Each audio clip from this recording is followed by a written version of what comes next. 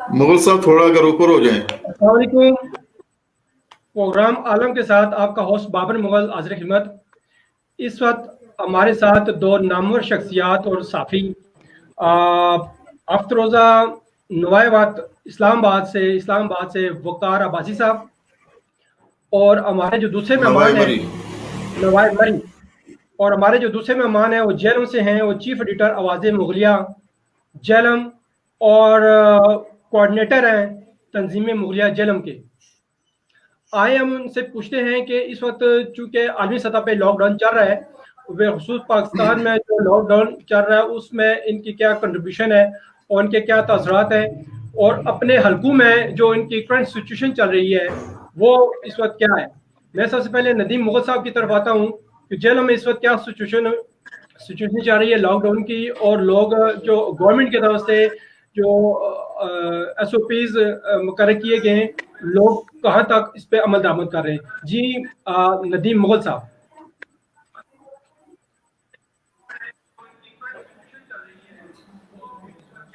नदीम मुगल साहब।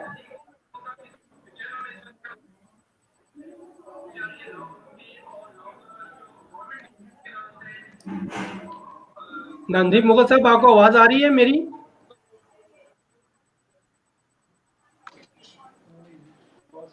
नदीम मुगल साहब, आपको आवाज आ रही है मेरी? अस्सलाम वालेकुम व रहमतुल्लाह। और मैं सबसे पहले आलम जी सर, जी आवाज आ रही है बाबर साहब? जी जी आ रही है। जी बात करें, मैं सवाल पूछा है आपसे, मैं जी, दोबारा हेलो। रिपीट कर दूं?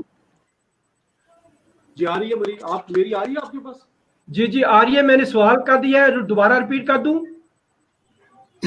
दोबारा कर दें। जी आ रही है मुगल साहब। जी नदीम मुगल साहब, ये फरमाएं कि चूंकि आलमी सतह पे लॉकडाउन चल रहा है, और इस आलमी सतह के लॉकडाउन के तनाज़र में पाकिस्तान में जी भी इस वक्त लॉकडाउन है, तो आप अपने हल्के के हवाले से बताएं कि इस वक्त वहाँ की सूरत क्या है जेलों की। बाबर का और आलम की टीम, जी दोबारा कर दे रिपीट। इस वक्त लॉकडाउन के हवाले से जेलम की क्या सूरत हाल है, क्या कहते हैं नदीम मुगल साहब?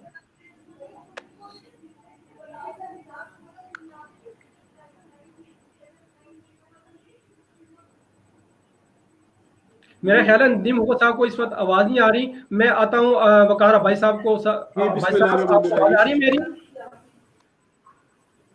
मैं सबसे पहले बाबर मुगल साहब, मैं आपका और आलम की टीम का शुक्रिया अदा करता हूँ कि उन्होंने जेलम के हवाले से अपने प्रोग्राम का हिस्सा बनाया। जेलम के हवाले से भी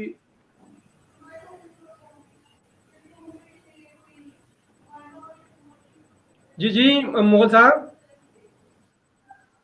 मैं वकार भाई साहब कर रहा हूँ। वकार भाई साहब, आपको मेरी आवाज आ रही है? जी आ रही है। वकार भाई साहब, आप ये फरमाएं कि इस वक्त लॉकडाउन चल रहा है आलमी सतह पे, पाकिस्तान की सिचुएशन भी आपके सामने है, तो आप बेखुसूस पाकिस्तान और पाकिस्तान से बेखुसूस इस्लामाबाद की जो सिचुएशन है लॉकडाउन के हवाले से, आप क्या कहते हैं? मैं अपनी बात को जारी रखते हुए औज़ु बिल्लाहि मिनश शैतानिर रजीम, बिस्मिल्लाहिर रहमानिर रहीम।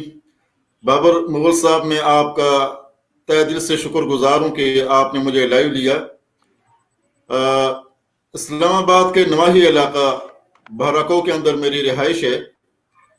तो यहाँ पर शुरू अयाम के अंदर जिस तरह आपको इस चीज़ का इल्म है कि कुछ यहाँ पर पॉजिटिव केस आए थे, तो फिर उसके ऊपर कंट्रोल कर लिया गया था और लॉकडाउन जो है वो बहुत मजबूत तरीके से था।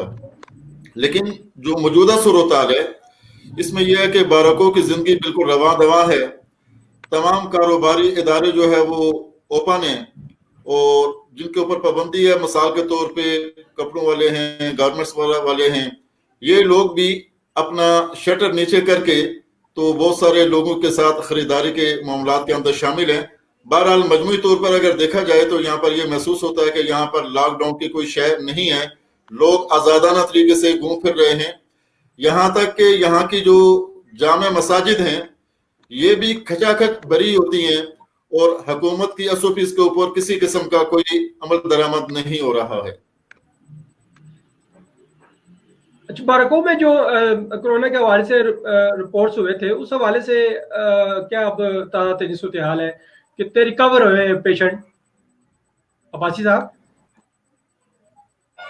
वो जो जी जी, तबलीगी जमात के हवाले से चंद लोगों के नाम आए थे, तो वो सारे के सारे रिकवर हो गए हैं। अब इस वक्त जो है वो बाराको के इलाके के अंदर कोई जो है वो कोरोना का मरीज नहीं है, सब पॉजिटिव है और नेगेटिव है, सॉरी। अच्छा, वो मस्जिद जो लॉकडाउन हुई थी, अब वो जी खुल जी गई है या अभी वही सूरत हाल है उसकी? सर, वो मस्जिद खुल गई है, बाकायदा वहां पर नमाजें हो रही हैं, किसी किस्म का कोई मसला मसाइल नहीं है। जिंदगी बहुत रवां दवां तरीके के साथ यहाँ पर जारी है। अच्छा, गवर्नमेंट की तरफ से जो एसओपीज तय किए गए थे, उस पर लोग अमल दरामद कर रहे हैं वासी साहब? बिल्कुल अमल नहीं, नहीं, यहाँ बाराको के इलाके के अंदर कोई अमल दरामद नहीं हो रहा है। अच्छा, तो गवर्नमेंट सतह पे वहाँ पे जो इंतजामिया है, वहाँ पे कोई जी उन जी लोगों को श्योर कर रही है, कोई सख्ती कर रही है, नहीं कर रही?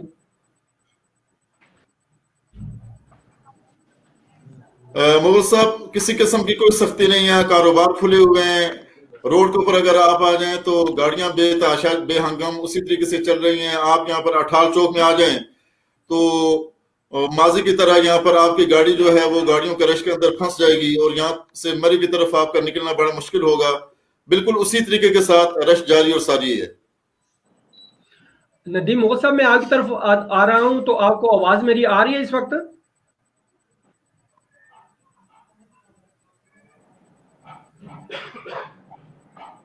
नदीम मुगल साहब, मेरी आवाज आपको आ रही है?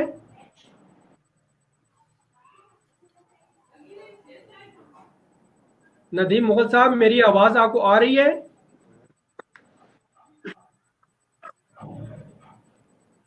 जी, मुझे आवाज बताएं, आपको आ रही है?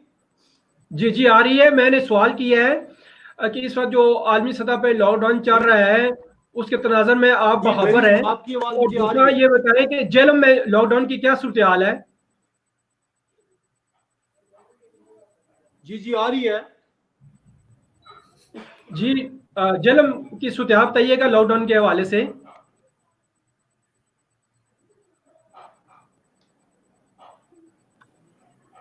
मुगल साहब, आवाज आ रही है?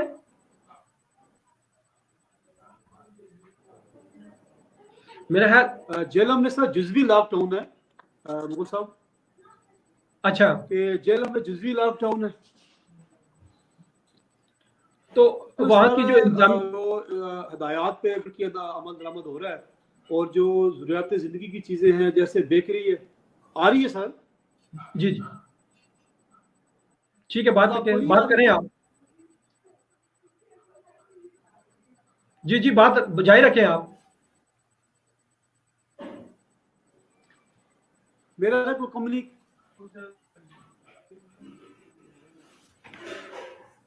अब अच्छा, मेरे ख्याल है आवाज नहीं आ रही है अपना नदीम मुगल साहब को।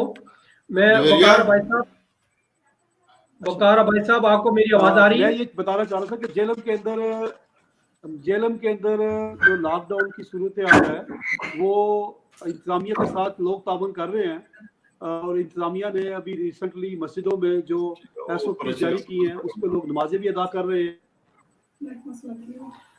अच्छा अच्छा, ये नदीम मुगल साहब, ये आप फरमाएं कि गवर्नमेंट की तरफ से असास प्रोग्राम के तनाज़र में जो 12,000 रकम मुतासरीन को दी जा रही थी, वो लोगों को मिल रही है? उससे लोग मुस्तफिद हो रहे हैं? क्या कहते हैं आप?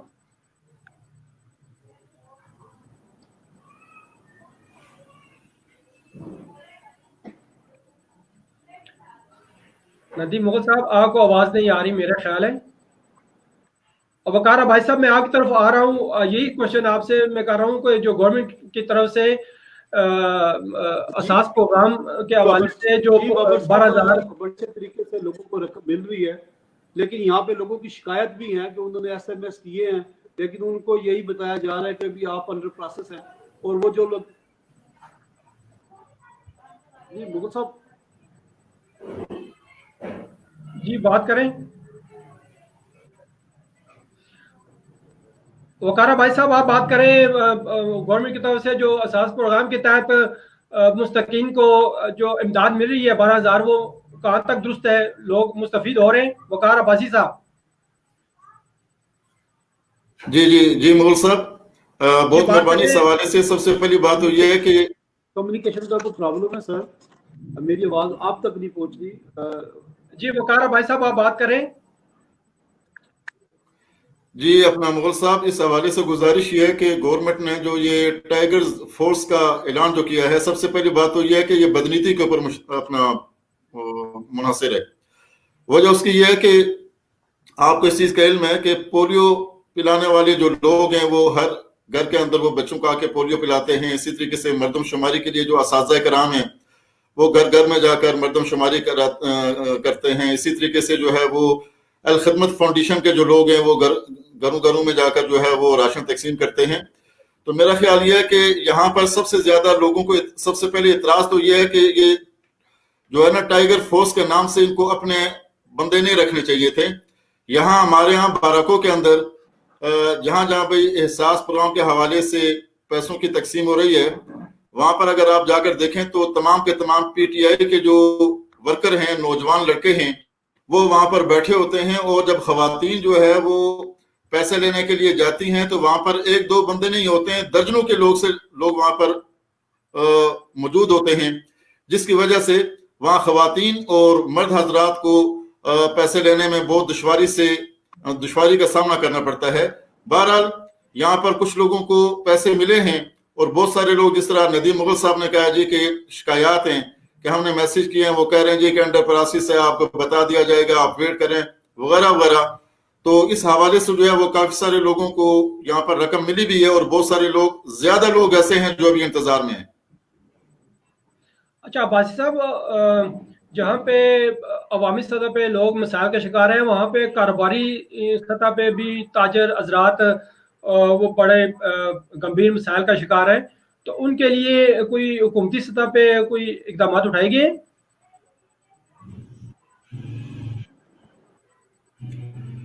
बस वो तो अपना मुगल साहब आपको अंदाजा होगा, जो ऐलानात किए गए हैं अभी तक तो वह ऐलानात की हद तक तो मौजूद है, लेकिन अमली तौर पर किसी किस्म का कोई कदम नहीं उठाया गया है।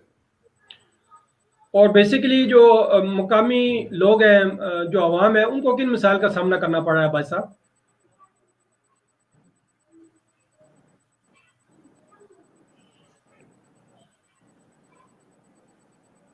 अब भाई साहब आवाज आ रही है? जी जी आवाज आ रही है। मैं अर्ज कर रहा हूँ कि मुकामी सतह पे जो अवाम है उनको किन मसाइल का सामना करना पड़ा है? देखिए जी, मुकामी सतह के ऊपर जो अवाम है उनको सबसे जो ज्यादा मुश्किलात हैं यहाँ पर, ये जो बारकों का इलाका है, यहाँ पर नई आबादी है, कोट अथियाल की तरफ जो है डोग जिलानी है, ये वो इलाके हैं जहाँ पर दिहाड़ीदार और मजदूर पेशा जो लोग हैं वो यहाँ पर रहते हैं। सुबह अपने घरों से निकलते हैं तो शाम को दिहाड़ी लगाकर वो वापस मुड़ के अपने घरों को आते हैं। तो इस हवाले से अगर देखा जाए तो सबसे ज्यादा जो प्रॉब्लम है वो दिहाड़ीदार लोगों को है। बाकी जो कारोबारी लोग हैं उन्होंने अपने कारोबार खोल लिया है, उनकी जिंदगी जो है वो रवां दवां हो गई है। तो ये जो अपना दिहाड़ीदार लोग हैं, ये जो इन्होंने कंस्ट्रक्शन वगैरह के हवाले से जो इसको ओपन किया है, अब इसमें लोग जाना शुरू हो गए हैं। पहले जैसे हालात नहीं हैं, बहरहाल यह कि मुश्किलात अभी भी हैं। नदीम मुगल साहब, आपको मेरी आवाज आ रही है?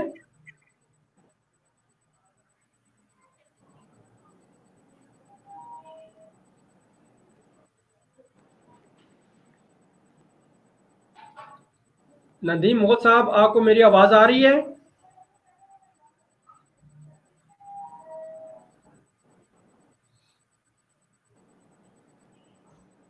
जी आ रही है बाबर मुगल साहब। जी मैं आपकी तरफ आ रहा हूँ। आप ये फरमाएं कि असास प्रोग्राम के तहत गवर्नमेंट सतह पे जो मुस्तहिक लोगों को 12,000 रुपये देने के लिए उन्होंने कमेटी बनाई थी, वो ज़्यादा लोगों को पैसे मिल रहे हैं या नहीं मिल रहे?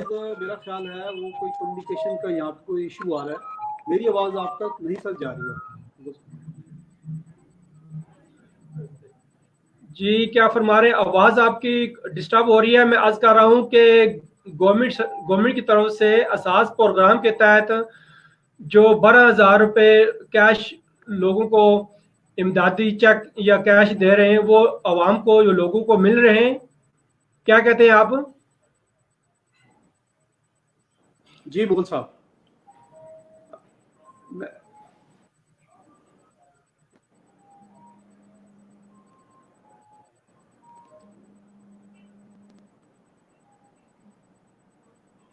जी सर, जो असास प्रोग्राम के तहत जो रकम दी जा रही है, ये इसमें बहुत ज़्यादा शिकायत लोग हैं कि जो लोग उन्होंने SMS किए, मुकामी लोग हैं, ज़रूरतमंद हैं, लेकिन ये उनको पैसे नहीं मिल रहे, और बदले में ज़्यादातर वो लोग हैं जो बेनज़ीर इनकम सपोर्ट्स प्रोग्राम उसके सिस्टम से उन लोगों को ये पैसे मिल रहे हैं ज़्यादातर। लेकिन अमूमन जो है यही देखने में आया है कि ज़्यादातर लोगों को शिकायत है कि उनको जिनको ज़रूरत है वो उनको पैसे नहीं मिल रहे। बदले में हम सब जो फोकस दिहाड़ीदार पे है, मैं समझता हूँ कि उन लोगों के साथ बड़ा इशू है जो दुकानदार हैं, कारोबारी हजरात हैं, जिनकी दुकानें बंद हैं, जो रेंट का काम करते थे या मुख्तलिफ और जो शोबों में अपने साथ मामला थे, और वो बड़े सफेदपोश किस्म लोग हैं, खुददार किस्म के लोग हैं, उनके लिए बड़े मसाइल हैं, और वो छुप छुपा के काम करते हैं, उनको तंग कर रही है, और इस सूरत हाल में काफ़ी ज़्यादा मसाइल का शिकार है। रमज़ान शरीफ भी है, और इसमें भी लोगों के लिए काफ़ी मसले बने हुए हैं। तो हम अल्लाह ताला से दुआ गो हैं कि अल्लाह ताला पाकिस्तान के लिए, पूरी दुनिया के लिए, उम्मत मुसलमा के लिए अल्लाह ताला इस बाबरकत महीने के वसीले की वजह से अल्लाह ताला आसानियाँ पैदा करे, और लोगों के लिए बेहतरियाँ पैदा करे अल्लाह ताला, और आसानियाँ पैदा करे। हमें बैसत इंसान, बैसत पाकिस्तानी, बैसत मुसलमान चाहिए कि हम अपने इर्द गिर्द नज़दीक लोगों की खिदमत करें, उनके जो भी हम एक दूसरे के साथ हाथ बटा सकते हैं रिज़्क़ के हवाले से, फाइनेंशियल के हवाले से, तो हमें चाहिए कि हम अपने इर्द गिर्द जितने भी लोगों की मदद कर सकते हैं वो करें। मैं ये आलम के और आपके इस मीडिया के तुफैल, मैं जितने भी जो डॉक्टर्स हैं, पैरामेडिकल स्टाफ है, जो हमारी यहाँ बल्दिया की टीम है, जो हमारे ये मामलात हैं, सारे लोग देख रहे हैं, मैं उनको खराज तहसीन पेश करता हूँ, ताकि वो जो लोग अपनी, उनको अल्लाह ताला उनकी हिफाजत करे। मैं इस्लामाबाद से वकार अवाइद साहब और जेलम से नदीम मुगल साहब का बहुत मशहूर हूँ कि उन्होंने प्रोग्राम में शमूलियत इख्तियार की। आपका बहुत शुक्रिया दोनों का। बहुत मेहरबानी।